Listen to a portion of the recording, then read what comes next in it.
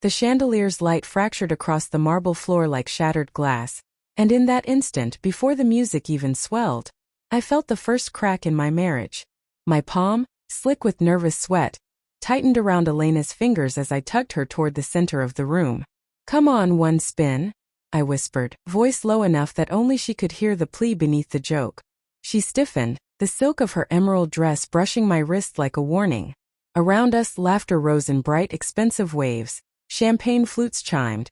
Someone's Rolex caught the light and threw it back like a dare. I was grinning too wide, I knew it, but the grin was armor. 6 months of 12-hour shifts at the firm, 6 months of coming home to her cool silences, and tonight I needed to believe we could still dance. Elena's eyes flicked past me to the cluster of her friends near the bar. "Alex, no," she said, the words clipped, polite, lethal. "You're embarrassing me." The music kept going. My hand dropped. The grin froze, then cracked. Embarrassing.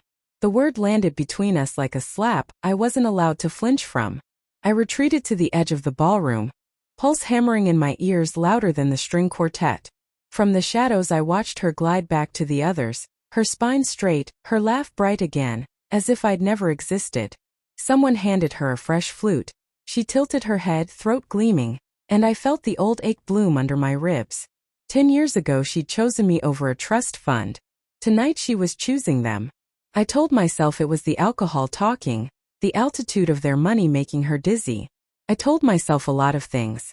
An hour later I was on the terrace, city lights smearing gold across the river below, when my phone buzzed. A text from an unknown number.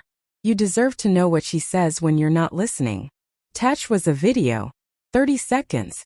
I pressed play with the same thumb that still wore the faint tan line from our wedding band. The camera wobbled, clearly shot from a pocket. Elena's voice, unmistakable, floated out over the tinny speaker. "Honestly, Marcus, I stay because the mortgage is paid and the schools are good. Alex tries, but God, the way he dances." Laughter throaty and cruel. Like a golden retriever that's had too much coffee. Marcus. I knew the name. Knew the face, tall, silver-haired. The kind of man who owned islands and never waited in lines. The camera tilted. I glimpsed Elena's hand on his sleeve, fingers lingering. "Give me another year," she murmured. "Then we can stop pretending." The video ended. My lungs forgot how to work. I stood there, wind whipping my tuxedo jacket, replaying the last decade in staccato bursts. Her smile the night I proposed on a pier in Naples, the way she'd cried when our daughter learned to walk, the slow, glacial distance that had crept in once her startup friends started inviting us to places like this. I had chalked it up to ambition. I had chalked everything up to something forgivable. Inside, the party swirled on. I slipped through a side door, past caterers balancing silver trays, and found the hallway that led to the guest suites. My legs moved without permission, guided by a rage so cold it felt like grief.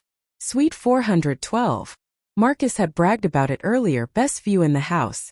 The door was ajar. A sliver of light spilling onto the carpet like an invitation. Pushed it open.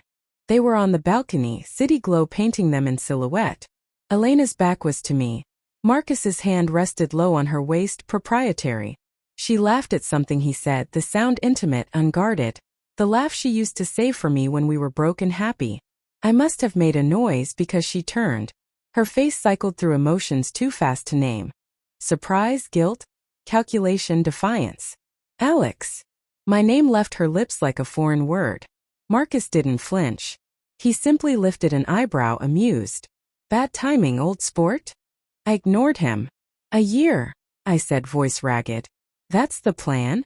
String me along until the schools are paid for." Elena stepped inside, closing the balcony door behind her. The click of the latch sounded final. "You weren't supposed to hear that." "But I did." I held up the phone. The screen still glowed with the frozen frame of her hand on his sleeve. "Tell me it's a joke. Tell me the video's fake." She opened her mouth, closed it. The silence was answer enough. Marcus poured himself a drink from the minibar, ice clinking like tiny bells. "Elena, darling, perhaps we should." "Get out," I told him. My voice didn't shake. I was surprised by that. He glanced at Elena. She gave the smallest nod. He shrugged, slipped past me, and left the scent of $1,000 cologne in his wake. The door shut. Just us now.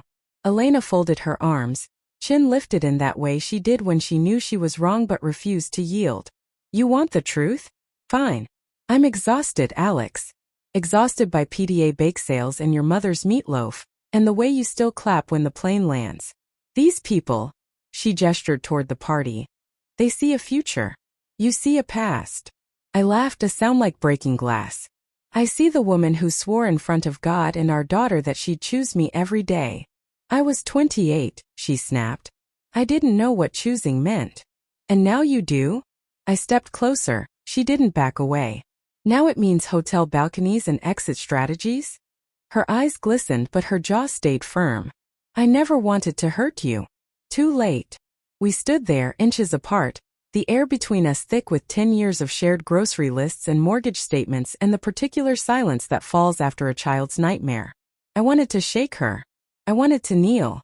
Instead, I asked the question that had been clawing at my throat since the video ended. Do you love him? She looked away. The city lights caught the tears she wouldn't let fall. I love the way he makes me feel possible. The answer sliced cleaner than any yes. I felt the last thread snap. I turned to leave. She caught my sleeve. Alex, wait. We have to talk about Lily. About the house. About. Later, I said. The word tasted like rust. Through lawyers. Her hand dropped. I walked out, down the hallway that suddenly felt miles long. In the elevator I caught my reflection. Tuxedo rumpled, eyes red, the face of a man who just watched his future burn. The doors opened onto the lobby. I stepped into the night air and kept walking, past valets and limousines, past the laughter spilling from the ballroom like counterfeit coins. Somewhere behind me, Elena was probably composing the perfect apology, the one that would blame stress, blame midlife, blame anything but the simple truth. She had outgrown me the way children outgrow shoes. And I had been too busy earning the money to notice the fit had gone wrong years ago. I hailed a cab. The driver asked where to. I stared at the wedding ring I hadn't removed in a decade and felt its weight like an anchor. Home, I said. Then quieter. For now. As the city blurred past the window, I pulled out my phone and opened the video again.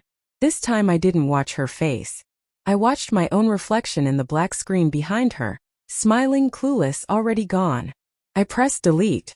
The file vanished but the image stayed burned into the back of my eyelids. Tomorrow I would call a lawyer. Tomorrow I would tell our daughter that sometimes love isn't enough to keep two people in the same story. Tonight I let the cab carry me through streets that suddenly looked unfamiliar. Every light a reminder that some betrayals don't shout. They simply rearrange the furniture of your life while you're in the other room. And by the time you walk back in, nothing fits the way it did.